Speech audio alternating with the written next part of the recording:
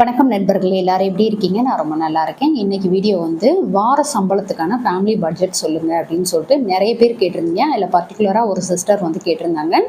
எங்களுக்கு வந்து வாரம் வந்து 6,000 ரூபாய் சம்பளம். அதுக்கான ஃபேமிலி பட்ஜெட் வந்து சொல்லுங்க. எப்படியெல்லாம் வந்து சிக்கனமா இருக்கலாம்? எப்படி வந்து இந்த 6,000த்துக்குள்ள செலவுகளை மேனேஜ் பண்ணி இதுலயுமே வந்து சேமிக்க முடியும் அப்படின்றதுக்கான டிப்ஸ் வந்து இந்த வீடியோல பார்க்கலாம். இதுல வந்து நான் சொல்றது மாதிரி ஃபாலோ பண்ணீங்க அப்படின்றப்போ உங்களால கட்டாயம் ஒரு 60,000 வரைக்கும் வருஷத்துக்கு சேமிக்க முடியும். அது எப்படி அப்படின்றத வந்து இந்த வீடியோல டீட்டெயில்டாக சொல்லியிருக்கேன். ஸோ வீடியோ வந்து ஸ்கிப் பண்ணாமல் ஃபுல்லாக பாருங்க. ரொம்ப ரொம்ப யூஸ்ஃபுல்லாக இருக்கும். அதோட வந்துட்டு கண்டிப்பாக இந்த வீடியோவுக்கு ஒரு லைக் கொடுத்துருங்க. அதோட உங்கள் ஃப்ரெண்ட்ஸ் அண்ட் ஃபேமிலிக்கும் வந்து இந்த வீடியோ உங்களுக்கு யூஸ்ஃபுல்லாக இருக்குது அப்படின்ற பட்சத்தில் கண்டிப்பாக ஷேர் பண்ணுங்கள். எல்லாத்துக்குமே வந்து ஒரு யூஸ்ஃபுல்லாக இருக்கும். இப்போ வாங்க வீடியோக்குள்ளே போகலாம்.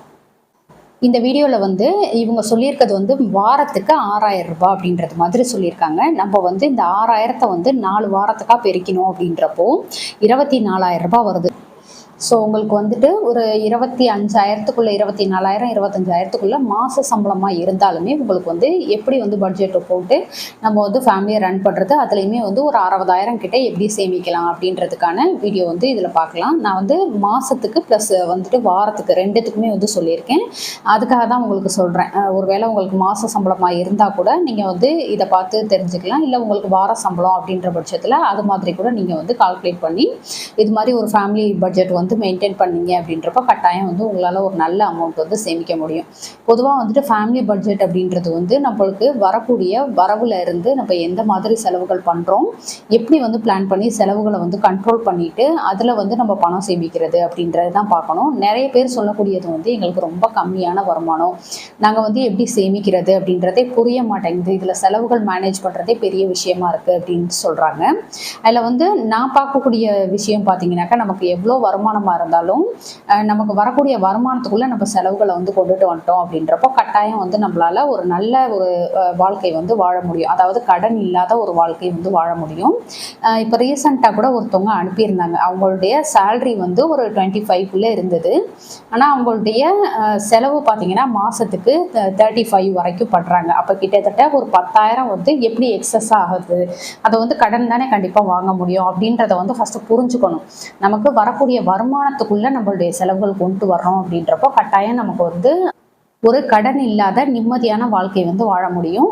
இதில் வந்து உங்களுக்கு கடனுமே இருந்தாலுமே இந்த ஒரு சேலரிக்குள்ளே எப்படி வந்து அதையுமே அடைக்கலாம் அப்படின்ற எல்லா டீட்டெயிலுமே சொல்லியிருக்கேன். கண்டிப்பாக பாருங்கள். இப்போ வந்து இவங்க வாரம் 6,000 ரூபாய் அப்படின்றது மாதிரி சொல்லியிருக்காங்க. இதில் வந்து வார செலவு ப்ளஸ் மாத செலவு ரெண்டையுமே வந்து பிரித்து உங்களுக்கு சொல்லியிருக்கேன். நீங்கள் எப்படி வந்து உங்களுக்கு வருமானம் வருது அப்படின்றத பொறுத்து. இப்போ இவங்க வந்து வார சம்பளம் அப்படின்றதுனால 2 விதமாக வந்து பார்த்துக்கலாம். இப்போ வருமானம் வந்து 6,000 ரூபாய் அப்படின்றப்போ ஒரு மாதத்துக்கு 24,000 அப்படின்றது மாதிரி வரும். பொதுவாகவே வந்து நம்மளுடைய வருமானத்தில் செலவு அப்படின்றது வந்து ஒரு 80%க்குள்ளே கொண்டு வந்துடணும். மிச்சம் 20% வந்து சேமிப்பு அப்படின்றதுக்கு தான் கண்டிப்பாக ஒதுக்கணும். இப்படி இருந்தால் மட்டும்தான் நம்மளால் வந்துட்டு சீக்கிரமாக ஒரு நல்ல ஒரு லைஃப்க்கு வந்து வர முடியும். இல்லை நான் வந்து வரக்கூடிய வருமானத்தில் வந்து அதிக அளவில் செலவு தான் பண்ணுவேன் அப்படின்றது மாதிரி இருந்தோன்னா கட்டாயம் நம்மளால் வந்து பணம் அப்படின்றது வந்து சேமிக்க முடியாது. பணம் மட்டும் கிடையாது, நம்ம வந்து ஒரு நல்ல ஒரு லைஃப் வந்து வாழவே முடியாது. இதுக்கு வந்து கடன் வாங்கணும், ஒரு ஸ்கூல் ஃபீஸாக இருக்கட்டும், இல்லை வந்துட்டு ஒரு மெடிக்கல் எமர்ஜென்சியாக இருக்கட்டும், இது எல்லாத்துக்குமே வந்து கடன் வாங்குறது மாதிரி ஒரு சூழ்நிலை வரும். அதுக்கு தவிர்க்கணும் அப்படின்னாக்க கட்டாயம் நம்மளுடைய வருமானத்தில் ஒரு 80% வந்து செலவுக்கு அப்படின்னு வச்சுட்டு மிச்சம் வந்து சேமிக்கிறது அப்படின்றது தான் புத்திசாலித்தனமாக இருக்கும். இப்போ இவங்களுடைய அந்த வார வருமானத்தில் வந்து 80% அப்படின்றது வந்து, அதாவது மாதத்துக்காக நான் வந்து கால்குலேட் பண்ணியிருக்கேன். 4 வாரத்துக்கு, ஒரு வாரத்துக்கு 6,000 அப்படின்னு சொல்லிட்டு 4 வாரத்துக்கு 24,000 வரும். இதில் வந்து செலவு அப்படின்றது 80% அப்படின்னா 19,200 ரூபாய் வரும். இதுக்குள்ளே பண்ண முடியாது அப்படின்றதுனால ஒரு 20,000 அப்படின்றது மாதிரி நான் வந்து சொல்லியிருக்கேன். சேமிப்பு வந்து 20% அப்படின்றது 4,800 ரூபாய் வருது. நம்ம வந்து ஒரு 4,000 சேமிக்க பார்க்கலாம்.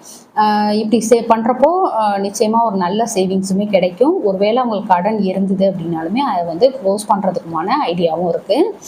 இப்போ சேமிப்பு அப்படின்றது வந்து வார வருமானத்தில் எடுத்து வைக்கணும். ஏன்னா நம்ம வந்து இவங்களுக்கு வாரம் இன்கம் அப்படின்றப்போ அந்த வார வருமானத்தில் எப்படி வந்து எடுத்து வைக்கிறது அப்படின்றது தான் பார்க்க முடியும். இப்போ ஒரு வாரத்துக்கு வரக்கூடிய 6,000 இன்கமில் அவங்க 1,000 ரூபாய் வந்து சேமிப்பு அப்படின்றதுக்கு எடுத்து வச்சுட்டு பேலன்ஸ் 5,000ல் தான் அவங்களுடைய செலவுகள் வந்து பார்க்கணும். இப்போ இந்த 1000 ரூபாய் சேமிப்பு ஒரு வாரத்துக்கு, அப்புறம் இந்த செலவுகள் வந்து 5000 அப்படின்றதுல வந்து எந்த மாதிரியான செலவுகள் ப்ளஸ் எந்த மாதிரி சேவிங்ஸ் பண்ணலாம் அப்படின்றத வந்து இப்போ டீட்டெயில்டாக பார்க்கலாம். இப்போ ஒரு மாதத்துக்கான செலவுகள் வந்து சொல்லிட்டு, இந்த வார சம்பளத்தில் எப்படி வந்து இதை பிரித்து சேமிக்கிறது, அதாவது ஒவ்வொரு செலவுக்கும் எப்படி பிரித்து நம்ம அமௌண்ட் எடுத்து வைக்கிறது அப்படின்றதையுமே வந்து சொல்லியிருக்கேன். இப்போ வீட்டு வாடகை அப்படின்றது வந்து அதிகபட்சம் ஒரு 25% இருக்கணும், 25 to 30% இருக்கணும். அதை விட அதிகமாக போகுது அப்படின்றது வந்து நம்மளால் வந்துட்டு அந்த கடைசி வரைக்கும் அந்த வாடகை வீட்டிலே தான் இருக்கிறது மாதிரி இருக்கும். சொந்த வீடு அப்படின்ற கனவு வந்து நம்மளால் அச்சீவ் பண்ண முடியாது. எந்த அளவுக்கு வந்து நம்ம குறைஞ்ச வாடகையில் வந்து கொடுத்துட்டு இருக்கிறோம், அது அந்த அளவுக்கு சீக்கிரமா நம்மளால வந்து ஒரு சொந்த வீடு இல்ல சொந்த இடம் அப்படின்றத வந்து கண்டிப்பா சீக்கிரமா அடைய முடியும். இதுல பாத்தீங்கன்னாக்க நான் அதிகபட்சமாக 6000 ரூபாய் வாடகை அப்படின்றது மாதிரி எழுதியிருக்கேன். இது வந்து 25%, இவங்களுடைய இன்கம்ல 25% வந்து வாடகைக்கு மட்டும் கொடுக்குறாங்க. இதுக்கு அதிகமாக போனால் தான் வந்து நமக்கு வந்து சிரமமாக இருக்கும். இதுக்கு கீழே வந்து உங்களுக்கு எந்த அளவுக்கு கம்மியாக கிடைக்குதோ, ஒரு 4000, 4500, 5000 அந்த மாதிரி வந்து எந்த அளவுக்கு கம்மியாக கிடைக்குதோ அந்த அளவுக்கு வந்து உங்களால் சீக்கிரமாக வந்து பணம் சேமிக்க முடியும். அதுக்கடுத்து பால் வந்து 1 லிட்டர் ப்ளஸ் இந்த பால்லேயே வந்து தயிர் உர போட்டுக்கிறதுக்குமே வந்து சொல்லியிருக்கிறேன். 1400 ரூபாய், 1 லிட்டர் வந்து ஒரு 45 ரூபாய் அப்படின்றது மாதிரி கால்குலேட் பண்ணிவிட்டு 1400 ரூபாய் வந்து எழுதியிருக்கேன். மளிகை சாமான் வந்து 2500 ரூபாய்க்கு எழுதியிருக்கேன். இந்த 2500 கட்டாயம் தாராளமாக நல்லபடியாகவே வாங்க முடியும். அதுக்கான டீட்டெயில்டு வீடியோ வந்து நான் ஏற்கனவே போட்டிருக்கேன். கண்டிப்பாக அது வந்து ரெஃபர் பண்ணி பாருங்கள், ரொம்பவே யூஸ்ஃபுல்லாக இருக்கும். ஒரு 2500 ரூபாய்க்குள்ளே கண்டிப்பாக லிஸ்ட் அவுட் பண்ணிவிட்டு நமக்கு என்ன தேவை, முக்கியமாக வந்து அந்த ஒரு மாதம் வந்து ரன் பண்ணுறதுக்கு நமக்கு என்ன மளிகை தேவை அப்படின்றத வந்து வாங்கிக்கணும். அது கூடவே வந்து ரேஷன் திங்ஸும் வாங்கிக்கணும். ரேஷன் திங்ஸ் எல்லாம் வந்து பயன்படுத்துகிற மாதிரி தான் இருக்குது. இப்போ பருப்பு வாங்குகிறோம் அப்படின்றப்போ நம்ம வாங்கக்கூடிய கடையில் வந்து விலை கொடுத்து வாங்கக்கூடிய பருப்பு கூட வந்து மிக்ஸ் பண்ணி வச்சுக்கலாம். இல்லை அடை பண்ணுறதுக்கு, இந்த மாதிரி ஏதாவது ஒரு உருண்டை குழம்பு பண்ணுறதுக்கு அப்படின்ட்டு ஏதாவது வந்து நம்ம மிக்ஸ் பண்ணி யூஸ் பண்ணிக்கிறதுக்கு பார்க்கலாம். இது கூடவே வந்து அரிசியெல்லாம் வந்து கொடுக்குறாங்க. இந்த அரிசியெல்லாம் வந்துட்டு புழுங்கல் அரிசி வந்து நம்ம இட்லி பண்ணுறதுக்கு, அதுக்கடுத்து பச்சரிசியெல்லாம் வந்து நல்லா வாஷ் பண்ணிவிட்டு அதில் உள்ள நெல் கல் இதெல்லாம் வந்து எடுத்துட்டு நல்லா வாஷ் பண்ணி நம்ம வந்து காய வச்சு அரைச்சி வச்சுக்கிட்டோம் அப்படின்றப்போ அதில் வந்து நம்ம இடியாப்பம் இந்த மாதிரி புட்டு இது மாதிரி விஷயங்கள் கூட பண்ணிக்கலாம். அது மாதிரி நம்ம தான் வந்து பிளான் பண்ணி பண்ணணும். எல்லாத்துக்குமே வந்து நான் வந்து கடையில் தான் வாங்கணும் அப்படின்றது மாதிரி இருந்தோன்னா கட்டாயமாக வந்து நம்மளுக்கு வந்து எக்ஸ்பென்சஸ் வந்து ஜாஸ்தியாக தான் ஆகும். இதில் வந்து ரேஷனில் வந்துட்டு பார்த்தீங்கன்னாக்கா கோதுமையும் கொடுக்குறாங்க. அதை வாங்கி திரிச்சு வச்சுக்கலாம். நம்ம வந்து சப்பாத்தி பண்ணுறதுக்கு பூரி, அதுக்கடுத்து வந்து கொஞ்சம் ரவை மாதிரி திரிச்சு வச்சுக்கிட்டோம்னாக்கா கோதுமை உப்புமா பண்ணுறதுக்கு இது மாதிரி விஷயங்கள் எல்லாமே பண்ணலாம். இதுலேயே வந்து ஆயிலும் கொடுக்குறாங்க. அந்த ஆயில் வந்து எப்படி யூஸ் பண்ணுறது அப்படின்னு உங்களுக்கு தெரியலைன்னா கமெண்ட்ல சொல்லுங்க. நான் வந்து அது எப்படி வந்து நல்லா வந்துட்டு பயன்படுத்தலாம் அப்படின்றது மாதிரி ஒரு வீடியோ போடுறேன். அதுக்கடுத்து வந்து வாரம் வாரம் காய்கறி பழத்துக்கு வந்து ஒரு 500 ரூபாய் ரெண்டும் சேர்த்து நம்ம வந்து ஹோல்சேல் மார்க்கெட்டில் போய் வாங்குறோம் அப்படின்றப்போ நமக்கு வந்து இந்த 500 ரூபாய்க்குள்ள தாராளமாக வாங்க முடியும். இந்த 500 ரூபாயில் மிச்சமே ஆகும். இப்போ நான் சொல்லியிருக்க எல்லா விஷயத்துலையுமே வந்து கரெக்டாக அந்த அளவுக்கு வந்து செலவாயிடும், எல்லாமே செலவாயிடும் அப்படின்றது மாதிரி சொல்ல முடியாது. இதுல எல்லாம் எக்ஸ்ட்ரா அமௌண்ட்டும் வந்து நமக்கு மிச்சமாகும். இப்போ ரேஷன்லாம் பார்த்தீங்கன்னாக்க எல்லா திங்ஸும் வாங்குறது வந்து ஒரு 105 ரூபாய்க்குள்ளே தான் வரும். மிச்சம் வந்துட்டு இந்த ரவை, சோப்பு, டீ தூள் இந்த மாதிரி வாங்கினோம்னாக்க எக்ஸ்ட்ராவாக வந்து அதிகபட்சமாக ஒரு 130 ரூபாய் 140 ரூபாய்க்குள்ளே வரும். இதில் இருக்கக்கூடிய மிச்ச அமௌண்ட்டையுமே வந்து உண்டியலில் போட்டு வைக்கணும். அதே மாதிரி இப்போ காய்கறி பழம்லாம் வாங்க போகிறோம் அப்படின்றப்போ இந்த 500 ரூபாய் அப்படின்றது வந்து அதிகபட்சம் தான். நம்ம அதுக்குள்ளே வந்து ஒரு 450 ரூபாய்க்குள்ளே வாங்கிட்டோம் அப்படின்றப்போ மிச்சம் ஒரு 50 ரூபாய் இருக்குன்னா அதையுமே வந்து செலவாயிட்ட மாதிரி நினச்சி உண்டியலில் போட்டு வைக்கணும். இப்போ இதெல்லாம் பார்த்தீங்கன்னாக்கா நம்ம தனியாக வந்து சேவிங்ஸ் அப்படின்றது வந்து ஒரு அமௌண்ட்டை சொல்லியிருக்கோம் இல்லையா, அது வந்து இல்லாமல் இப்போ இதில் வந்து மிச்சமானதெல்லாம் சேர்த்து வச்சோம் அப்படின்னாவே இதில் வந்து கணிசமாக ஒரு வருஷத்துக்கு ஒரு நல்ல அமௌண்ட் வந்து சேமிக்க முடியும். அதே மாதிரி சில்லற பைசாவையும் வந்து அங்கே இங்கே போட்டு வைக்காமல் நம்ம வந்து அதையுமே உண்டியலில் கலெக்ட் பண்ணி வைக்கணும்.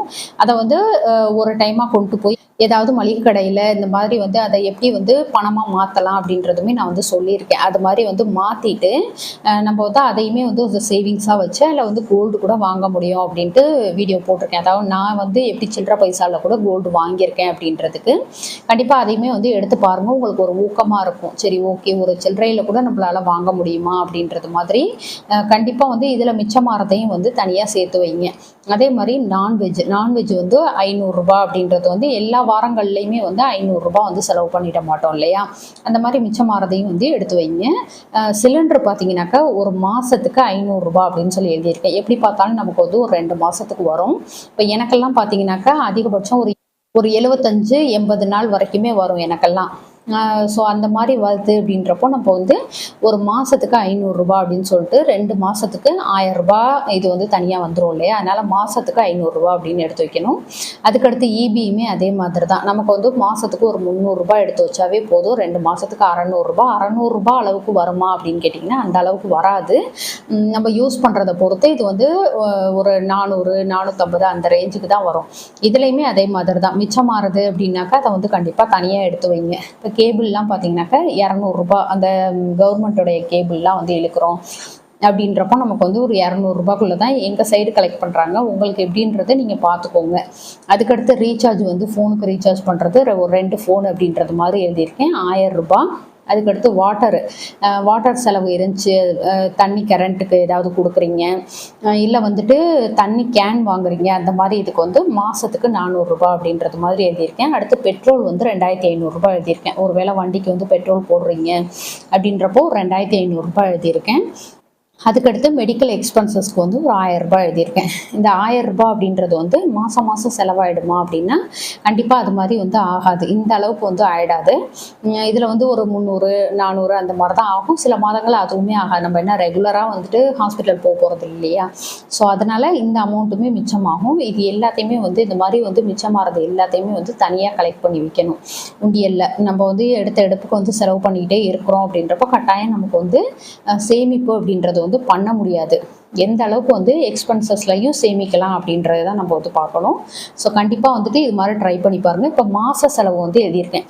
இதே வந்து வாரத்துக்கு நான் பிரித்து தனியாக எழுதியிருக்கேன். அதையுமே இப்போ பார்க்கலாம். இப்போ இதுக்கு முன்னாடி பார்த்த அந்த மாத எக்ஸ்பென்சஸில் வந்து 19,950 ரூபா வந்திருக்கு. இதுலேயுமே ஒரு 50 ரூபா நமக்கு வந்து மிச்சமாயிருக்கு. ஏன்னா நம்ம வந்து முன்னாடியே சொன்னோம் இல்லையா, 20,000 வந்து நம்ம செலவுக்கு அப்படின்னு சொல்லிட்டு எடுத்து வைக்கிறோம். மிச்சம் 4,000 தான் நம்ம வந்து சேவிங்ஸ் பண்ணுறோம் அப்படின்னு சொல்லிட்டு. இப்போ இதுக்கு முன்னாடி பார்த்த அந்த வீட்டு வாடகை அதெல்லாம் வந்து வார சம்பளத்தில் எப்படி தனியாக எடுத்து வைக்கணும் அப்படின்றத வந்து பார்க்கலாம். ஒருவேளை உங்களுக்கு வீட்டு வாடகை வந்து இல்லை, சொந்த வீடு தான் அப்படின்றப்போ அதையுமே வந்து சேவிங்ஸாக வச்சுக்கிறதுக்கு பார்க்கணும். எப்படி வந்து சேவ் பண்ணலாம், பசங்களுக்கு வந்து நல்ல எஜுகேஷன் கொடுக்கணும். ஒருவேளை வந்துட்டு உங்களுக்கு கடன் இருக்கு அப்படின்ற பட்சத்தில் அதை வந்து எப்படி வந்து க்ளோஸ் பண்ணலாம் அப்படின்றது மாதிரி பார்க்கணும். நம்ம கிட்ட பணம் இருக்கு, நமக்கு தான் இந்த செலவு இல்லையே, இதுல இருந்து நம்ம செலவுக்கு எடுத்துக்கலாம் அப்படின்றது மாதிரி இல்லாமல் அதை வந்து செலவாயிட்ட மாதிரி நினச்சி சேவிங்ஸில் வச்சுட்டு அதை வந்து ஏதாவது உங்களுக்கு இந்த மாதிரி வந்து பெரிய எக்ஸ்பென்சஸ், அதாவது கண்டிப்பாக கொடுத்தே ஆகணும் அப்படின்றது மாதிரி இருக்கு இல்லையா, கடன் கொடுக்கறது, அதுக்கடுத்து வந்து குழந்தைங்க இருக்காங்க அப்படின்றப்போ அவங்களுடைய எஜுகேஷனுக்கு இந்த மாதிரி விஷயங்களுக்கு வந்து பயன்படுத்துறது நல்லது. இப்போ வீட்டு வாடகை அப்படின்றது வந்து 6,000 ரூபாய் உங்களுக்கு இருந்துச்சுன்னா வாரத்துக்கு இன்கம் 6,000 ரூபாயில இருந்து 1,500 ரூபாய் வந்து தனியாக எடுத்து ஒரு பர்ஸ்லையோ இல்லை வந்துட்டு ஒரு கவர்லையோ வாடகை அப்படின்னு போட்டு அதில் தனியாக வச்சிருங்க. இதை வந்து எக்காரணத்தை முன்னிட்டு எடுக்கக்கூடாது. அதே மாதிரி தான் மளிகை வந்து ஒரு வாரத்துக்கு 625 ரூபாய் அப்படின்றதுக்குள்ள நம்மளுடைய செலவுகள் வந்து கொண்டு வந்துட்டோம் அப்படின்னாக்கா ஒரு மாதத்துக்கு நம்ம வந்து 2,500 ரூபாய் வரைக்கும் மளிகை சாமான் வந்து வாங்கியிருப்போம். இது வந்து எப்படின்னு நீங்கள் தான் பிளான் பண்ணிக்கணும். இப்போ உங்களுக்கு அரிசி தேவைப்படுது, பருப்பு தேவைப்படுது, ஆயில், அந்த மாதிரி வந்து உங்களுக்கு என்ன தேவைப்படுது அப்படின்றத வந்து கரெக்டாக அளந்து அந்த ஒரு மாதத்துக்கு தேவையானது வாங்கிட்டோம் அப்படின்றப்போ கட்டாயம் வந்து நமக்கு அதிக எக்ஸ்பென்சஸ் வந்து வராது. அதே மாதிரி பால் வந்து நீங்கள் தினமும் வாங்குறீங்கன்னா அதுக்கேற்றது மாதிரி இந்த 350 ரூபாய் வந்து ஒரு வாரத்துக்கு சரியாக இருக்கும். நீங்கள் மாதம் கொடுக்குறீங்க, மாதம் ஃபுல்லாக வாங்கிட்டு அந்த 1ஆம் தேதியிலேருந்து இத்தனாம் தேதிக்குள்ளே கொடுப்போம் அப்படின்றது மாதிரி இருக்கும் இல்லையா, அது மாதிரினா நீங்கள் வந்து வாரத்துக்கு 350 ரூபாய் அப்படின்னு இந்த வாடகைக்கு எப்படி தனியாக எடுத்து வைக்கிறீங்களோ அது மாதிரி இதையுமே தனியாக எடுத்து வச்சுருங்க. அதுக்கடுத்து வெஜ்ஜு நான்வெஜ் வந்து வாரம் நம்ம வந்து வாங்குகிறோம். ஏன்னா வார சம்பளம் அப்படின்றப்போ அந்த அமௌண்ட் வந்துட்டு நம்ம வந்து நான்வெஜ்ஜுக்கு வெஜ்ஜுக்கு இதுக்கெல்லாம் வந்துட்டு 1000 ரூபாய் அப்படின்னு எழுதியிருக்கேன். அதுக்கடுத்து தண்ணி வந்து நீங்கள் அப்பப்போ செலவு பண்ணுறீங்கன்னா ஓகே, இல்லை மாதம் கொடுக்கணும் அப்படின்ற பட்சத்தில் வாரத்துக்கு 100 ரூபாய் அப்படின்னு சொல்லி இதையுமே எடுத்து தனியாக ஒரு கவரில் போட்டு வச்சுருங்க. அதே மாதிரி தான் பெட்ரோல் வந்து 2,500 ரூபாய் எழுதியிருந்தோம். இதில் வாரத்துக்கு அப்படின்றப்போ 625 ரூபாய் வரும். நம்ம வந்து டேங்க்கு ஃபில் பண்ணி வச்சுக்கிட்டோம் அப்படின்றப்போ இன்னுமே நமக்கு வந்து கம்மியாக தான் வரும். ஏன்னா பெட்ரோல் வந்து நம்ம ஃபில் பண்ணுறப்போ நமக்கு வந்து மைலேஜ் வந்து கூட கொடுக்கும். அப்படின்றப்ப நமக்கு வந்து எக்ஸ்பென்சஸ் வந்து குறையும். ஸோ அது மாதிரி வந்து பார்த்துக்கலாம். இப்போ கேஸ் சிலிண்டருக்கு வந்து மாதம் 500 ரூபாய் எழுதியிருந்தோம். அதில் வந்து ஒரு வாரத்துக்கு 125 ரூபாய் அப்படின்னு சொல்லிட்டு இதையுமே எடுத்து தனியாக வச்சிடணும். இப்போ இதெல்லாம் வந்து நான் சொல்கிறது அமௌண்ட் எல்லாம் வந்து தனியாக வச்சிடணும் அப்படின்னு சொல்கிறது வந்து கட்டாயம் ஒரு கவர்லேயோ ஒரு பர்ஸ்லேயோ போட்டு அதை வந்து தொடவே கூடாது. அது வந்து இந்த செலவுக்கு அப்படின்னு சொல்லிட்டு தனியாக அதை எடுத்து வச்சுருங்க. அதே மாதிரி ஈபிக்கு வந்து 300 ரூபாய் எழுதியிருந்தோம்.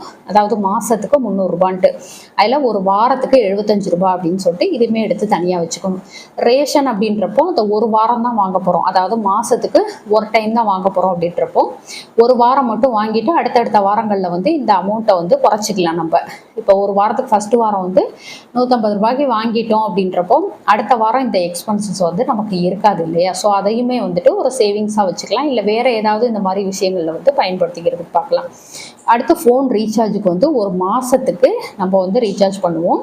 அதில் ஒரு வாரத்துக்கு 250 ரூபாய் அப்படின்னு எடுத்து வச்சோன்னா 4 வாரத்துக்கு வந்து 1000 ரூபாய் கிடச்சிரும். ஸோ அதை வந்துட்டு நம்ம ஃபோன் ரீசார்ஜுக்கு வந்து பயன்படுத்திக்கலாம். அடுத்து மெடிக்கல் எக்ஸ்பென்சஸ்க்கு வந்து ஒரு வாரம் வந்து 200 ரூபாய் அப்படின்ட்டு எடுத்து வைப்போம். அதுக்கு அடுத்த வாரம் வந்து இந்த ரேஷன் அமௌண்ட் வந்து மிச்சமாக இருக்கும். ஏன்னா நம்ம ஒன்ஸ் தான் வாங்குகிறோம் அப்படின்றப்போ அதுக்கு அடுத்த வாரம் அதாவது நெக்ஸ்ட் வாரத்துக்கு வந்து இந்த 150 ரூபாய் மிச்சமாக இருக்கும். அதையும் சேர்த்து வச்சு மெடிக்கல் எக்ஸ்பென்சஸ்க்குன்னு சொல்லிட்டு அதை வந்து தனியாக எடுத்து ஓரமாக வச்சிடணும். இப்போ நான் ஓரமாக வச்சிடணும்னு சொல்ல அத்தனையுமே வந்து ஒரு பர்ஸ்லையோ இல்லை தனித்தனி கவர்லேயோ வந்து எழுதிட்டு இப்போ வாடகை அப்படின்னா வாடகைன்னு போட்டு அந்த கவர் உள்ளுக்கு தனியாக வச்சுருங்க. அதே மாதிரி மளிகை அப்படின்றது வந்து நம்ம அப்பப்போ வாங்கிடுவோம் இல்லையா? ஸோ அதை விட்டுட்டு இந்த பாலுக்கு அதுக்கு அடுத்து வந்து தண்ணி காசு, கேஸுக்கு, ஈபி, ஃபோன் ரீசார்ஜ் இந்த மாதிரி விஷயங்கள் உள்ளதெல்லாம் தனித்தனி கவரில் போட்டு வச்சுக்கோங்க. வச்சாதான் நம்மளால் வந்துட்டு அதுக்கு அடுத்த மாதம் வந்து ஆரம்பிக்கிறப்போ அந்த 1ஆம் தேதியிலேருந்து இத்தனாம் தேதிக்குள்ளே நம்ம வந்து வாடகை கொடுக்கணும், பால் காசு கொடுக்கணும் அப்படின்றதுக்கெல்லாம் வந்து கம்ப்ளீட்டாக நம்ம வந்து டக்கு டக்குன்னு எடுத்து கொடுத்துட முடியும். இல்லை அப்படின்னா அது வந்து தடுமாற்றம் ஆகிடும். ஸோ இந்த மாதிரி வந்து நீங்கள் வார சம்பளத்தில் அதாவது உங்கள் இந்த 6000 இன்கம்ல வந்து இந்த மாதிரி பிளான் பண்ணீங்க அப்படின்றப்போ 5000த்துக்குள்ள நமக்கு வந்து செலவு கணக்கு வந்துடும். மிச்சம் 1000 ரூபாய் வந்து சேவிங்ஸாக வைக்கலாம். இப்போ 1000 ரூபாய் அப்படின்னு சொல்லிட்டு 4 வாரத்துக்கு வைக்கிறப்போ 4000 ரூபாய் ஆகிடும்.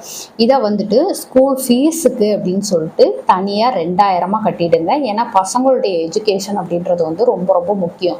நம்ம வந்து இதுக்கெல்லாம் வந்துட்டு கடன் வாங்க முடியாது, எஜுகேஷன் லோன் அப்படின்னு சொல்லியும் போக முடியாது. எந்த அளவுக்கு வந்து நம்ம கடனை வந்து குறைக்கிறோமோ அந்த அளவுக்கு வந்து சீக்கிரமாக ஒரு நல்ல லைஃப் ஸ்டைலுக்கு வந்து வர முடியும். அப்படின்றதுனால கடன் இல்லாத ஒரு லைஃபுக்கு வந்து பிளான் பண்ணுறது தான் நல்லது. நம்மளுடைய இன்கம்ல வந்து என்ன பண்ணலாம் அப்படின்னு சொல்லி பிளான் பண்ணுறது தான் நல்லது. ஸோ பசங்களுடைய எஜுகேஷன் அப்படின்னு சொல்லிட்டு 2000 ரூபாய் தனியாக இதை வந்து பேங்க் ஆர்டியாக போடுங்க. போஸ்ட் ஆஃபீஸ் அப்படின்றப்போ நமக்கு வந்து 5 வருஷத்துக்கு தான் மினிமம்.